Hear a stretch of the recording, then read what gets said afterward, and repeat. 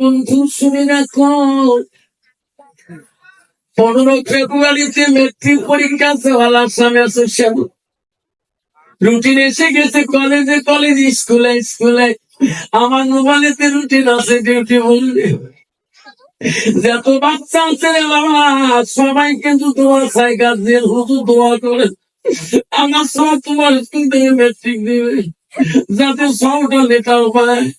মেয়ের বাবাও কয়, ছেলের বাবাও কয়, কত বাবা কত দোয়া করে। ঠিক না বেশি?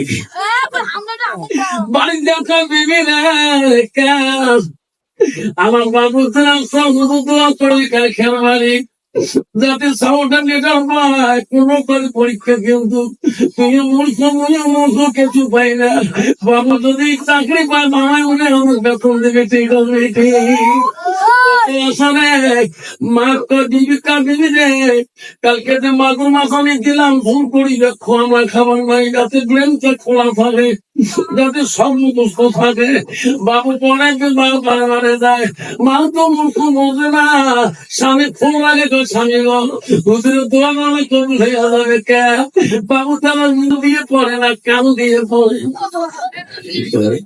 হ্যাঁ, সকাল থেকে কান দিয়ে বলবে লাগছে, দুইটা কান টান লাগাইছে টেবিলে, তো তার জানো না করে মিশিয়ে ঠিক আছে, ঠিক।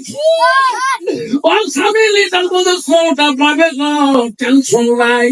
ওই কান দিয়ে কেমন করি পড়ে, যখন ঘরটা খালি বইয়ের কথা উঠে। ঠিক না বেঠি? কন্ত বাবা ওই ছাত্রটা ম্যাট্রিকে পাস করা আছে আছে নাকি? আসে আসে। আমারে কবি বলছে, টেবিলাম ছাত্র জীবনটা টেবিলের সাথে বইয়ের সাথে তবাসা করতে হয়। বর্তমান যুগে তেমন ছেলেমেয়েরা টেবিলে বসে গানকে হেডফোনে তবাসা করে, দুরকম ঠিক না বেটি?